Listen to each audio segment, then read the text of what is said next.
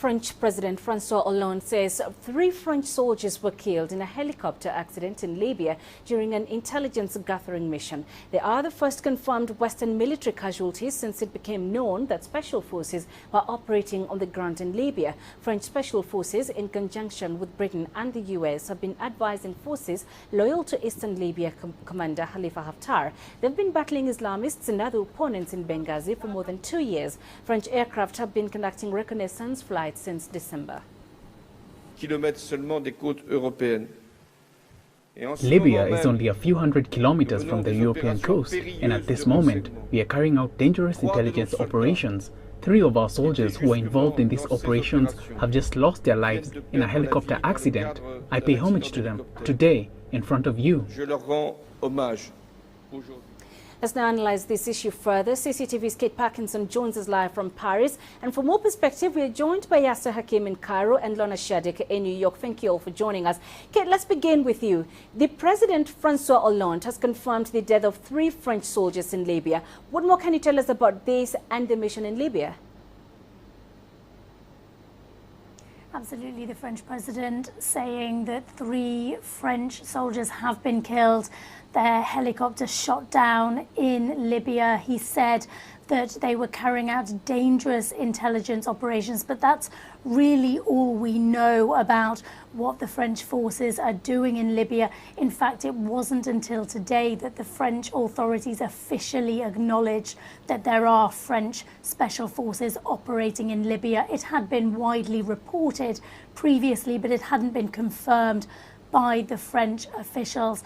So there's not a huge amount that I can tell you. We do know, though, that a militia group called the Defending Benghazi Brigade say they shot down the aircraft. They say the helicopter was belonging to forces under General Khalifa Haftar. Now, this incident really highlights the very complicated and secretive Western military cooperation with General Haftar and the very complicated situation on the ground in Libya. Haftar is an anti-Islamist who is opposed to the UN-brokered Tripoli-based unity government, but supported by the internationally recognized parliament in the eastern city of Tobruk. So extremely complicated, extremely secretive, but certainly from the French perspective, today marks a sad day, certainly for the French military, and the first official confirmation that there are indeed French special forces operating in Libya. Yes, the UN is warning of more ISIL terror cells being activated across North Africa. How is Egypt likely to respond, especially given that it shares a border with a very unstable Libya? Well, Egypt has already been affected before, and incidentally today, the Egyptian President Abdel Fattah al-Sisi, in a speech to the newly graduated students from the military academy, he said that one of the first decisions he took when he was in office, when he received office in June 2013, was to fortify the borders with Libya to stop all infiltration of militants, and that one of the problems Egypt is facing now is fighting off terrorists who many of them have come through the Libyan borders prior to 2013. The Egyptian forces are trying to control the vast borders. It's not easy. We receive news every few days of people being killed or arrested on the borders while trying to go inside the Egyptian territories, or the other way around as well. But Egypt has been working with the Libyans as well, the Libyan army, especially Khalifa Haftar, on securing the borders and also on securing the military, the Libyan military, and helping the Libyan military in its war against ISIL in Libya. Lorna, let me come to you. What is the basis of the UN warning that ISIL could spread across North Africa, and what is the likely action plan to counter this threat?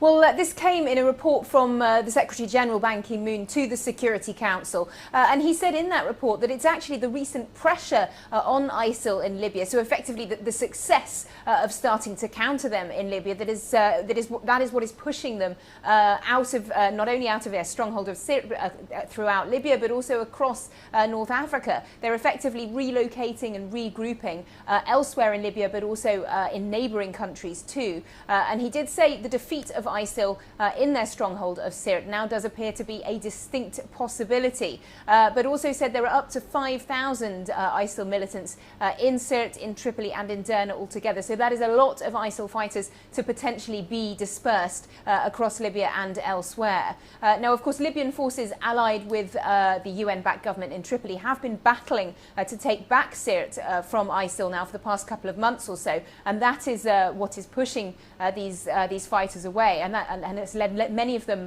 to the south and west, and Tunisia in particular as well. And it is the impact of those scattered fighters on other armed groups in North Africa that is a concern now for the UN. But in terms of what to do about that concern, well, really only the long-term solution really is only to find political stability within Libya and stopping it becoming a safe haven in the first place.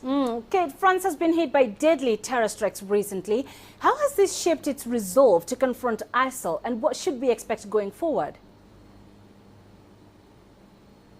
Well, yes, absolutely. Just last week, another deadly attack here in France. 84 people killed in the southern city of Nice. And although the authorities say at this point they haven't found any direct links between the attacker and the ISIL terror group, they do say that it was clear that the individual was quickly radicalized and was certainly inspired by ISIL. So they are treating this very much as a terror attack, and it has certainly strengthen their resolve to fight ISIL in their strongholds, particularly in Iraq and Syria. In fact, only today the government spokesperson said France and the US are preparing a joint operation to strike ISIL in Mosul, their capital, so to speak, in Iraq.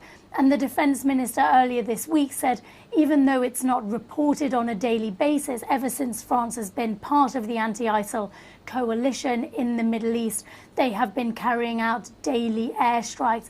In fact, just hours before the Nice terror attacks, the French president said that once again France will be deploying its Charles de Gaulle aircraft carrier to the Gulf, and suggested that there should be an increase of troops on the ground there to support the Iraqi forces and with training and backup as they make an assault on Mosul. So even before this latest terror attack here in France, certainly we're getting a strong message from the French authorities that they are determined to wipe out this terror group that has repeatedly now struck France and killed French citizens.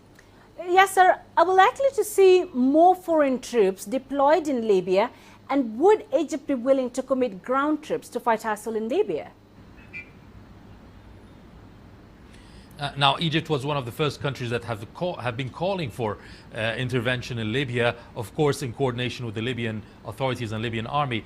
It went to the UN Security Council earlier in the year with the Egyptian foreign minister and the Libyan prime minister.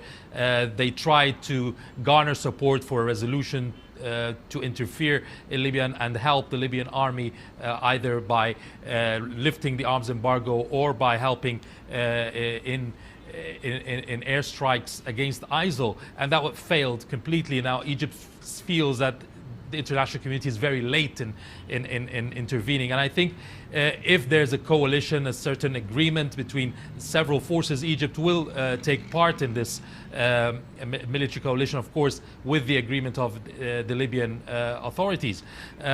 Egypt already is providing technical support, logistical support to the Libyan army, and I'm talking about the one led by Khalifa Haftar, General Khalifa Haftar, and also has been offering training to Libyan personnel. It did not specifically say that it's offering military equipment, but forces are saying that secretively as well Egypt is also providing military equipment to the Libyan army.